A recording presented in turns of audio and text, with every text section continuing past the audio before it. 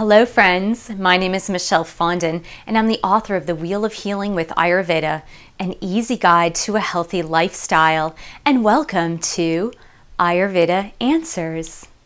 Today is a continuation of our last video speaking about a healthy sleep. Now if you haven't watched the first video on healthy sleep according to Ayurveda, I'd advise you to pause the video now and then search in the search bar under Ayurveda Answers with The Wheel of Healing with Ayurveda, Healthy Sleep, #1, and you will find that video. And then you can continue on with this second video on healthy sleep. So yesterday we spoke about a few things about timing of sleep, the optimal time to go to bed at night, the optimal time to awaken. And we also spoke about sleeping at night versus sleeping during the day or late into the morning. So I'd like to continue with our Ayurveda answers about sleep. And one of the aspects of sleep is just to make sure that you are not eating anything past about 7 p.m. I know a lot of you out there get the nighttime munchies, especially if you're sitting in front of the television and you're unwinding from work, or you might be just eating dinner later in the evening and you're sitting in front of that TV eating. First and foremost, let me just tell you that your metabolism does start to slow down as you enter into kapha period. Kapha period is between the evening time, between the hours of 6 p.m. and 10 p.m. This is a hypometabolic time when your digestive system is slowing down.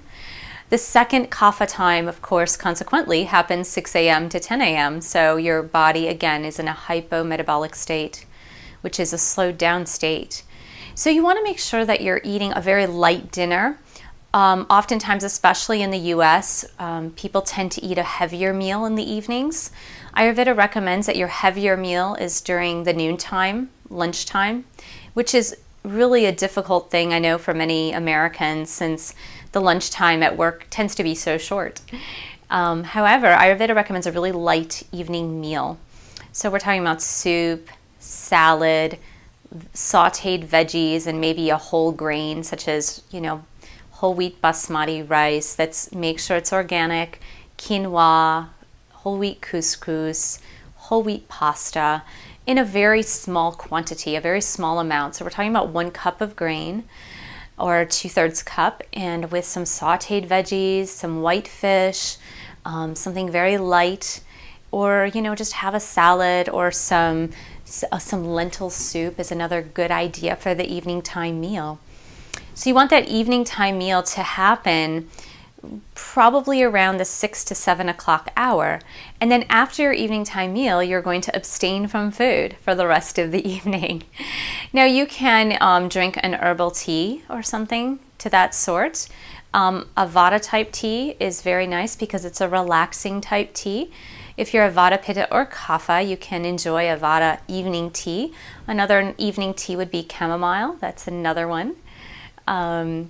And one other thing you want to make sure of is in that evening time, you want to make sure that you're not watching anything that's violent or disturbing. Disturbing, violent images can interrupt your sleep. It can interrupt your dream patterns. It's just that external stimuli that's just too harsh. So just trying to read some spiritual literature, have a good talk with a family member, listen to something funny, read something that's very uplifting, just very light activities in the evening. Take an evening stroll as we enter into this summer season, into the northern hemisphere. I know the southern hemisphere, you're probably entering into winter. However, in the northern hemisphere, we're getting towards summer, so the days are longer.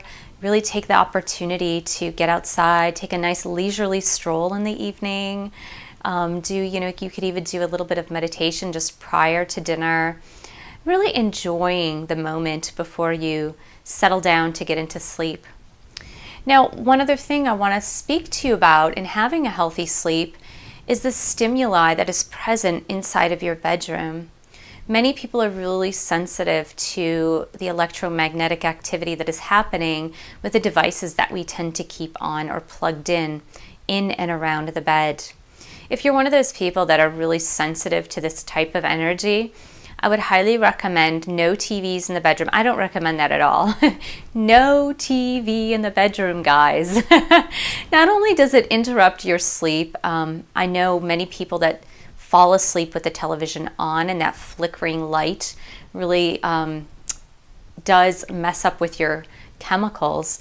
There have been studies that have shown it not only messes up your melatonin, which is the sleep hormone, but in men, there's been a study that it actually lowers their testosterone levels. So guys, turn off the TV and get it out of the bedroom. Not to mention that a TV in the bedroom really has the effect of dividing couples. It really, if you're married, if you're living with someone, if you have a significant other, having a TV in the bedroom really distracts from the relationship. The bedroom should really be a sacred place for relationship building, for sleep, for just nighttime slow activities of, just light conversation. And so it should never be a place where you're watching TV, which is really taking away from that relationship. Not to mention the electromagnetic field and the lights that can keep you awake. Another thing is we don't need to have a TV to have distractions. We have our phones and our devices.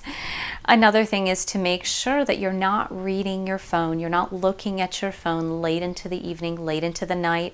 Again, the backlight, and I mentioned this yesterday, the backlight on those phones can mess up your melatonin.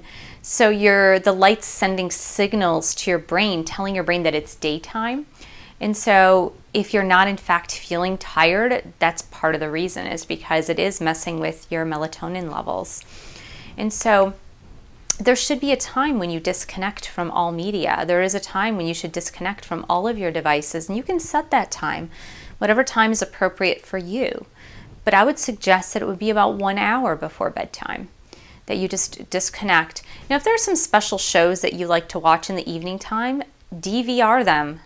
Record those shows. You can watch them at a different time, or watch them earlier in the evening, or, maybe catch up on your shows on the weekends. Now that it's summer in the Northern Hemisphere, hopefully you're not watching too much TV, and there aren't many new shows that begin in the summer anyway.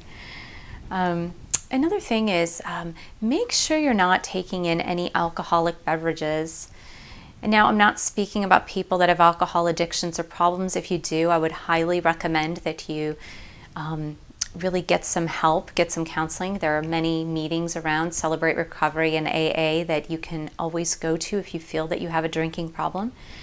If you have the occasional drink, or you have that occasional nightcap, the alcohol does interfere with your sleep patterns. There's been many studies done on alcohol waking you up in the second half of sleep, which we would consider to be vata time, which is about 2 a.m. to 6 a.m.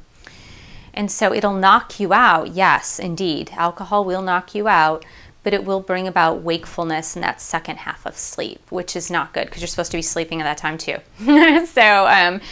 The studies have shown that after 4 p.m.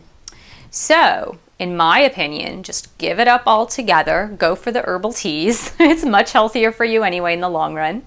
Your cells will thank you. Your heart will thank you. Your arteries and liver will thank you for that. And if you're on any sleep medications, I never recommend stopping any medications without consulting your medical practitioner first. Call your physician, call your doctor, and talk to him or her about getting off of the sleep meds if you follow some of this advice through Ayurveda Answers. Finally, what I want to say is that meditation is a very powerful practice, and meditation can also help tremendously to getting a restful sleep. Ayurveda recommends meditating twice a day. If you're not certain how to meditate, I teach meditation courses. I have an online course I can teach you. There are many other resources as well to teach you how to meditate. And again, statistics, studies, there's been tons of research done on meditation and sleep, and meditators do sleep much better. And that's not meditating at night, that's meditating during the day. So I hope this has been helpful for you. Stay tuned. Please email me your questions, comments. You can post a comment below and email me your questions at michellefondinauthor ayurvedaanswers@gmail.com, and I will answer your questions on the next video or in a few videos. Thank you so much for tuning in, and namaste.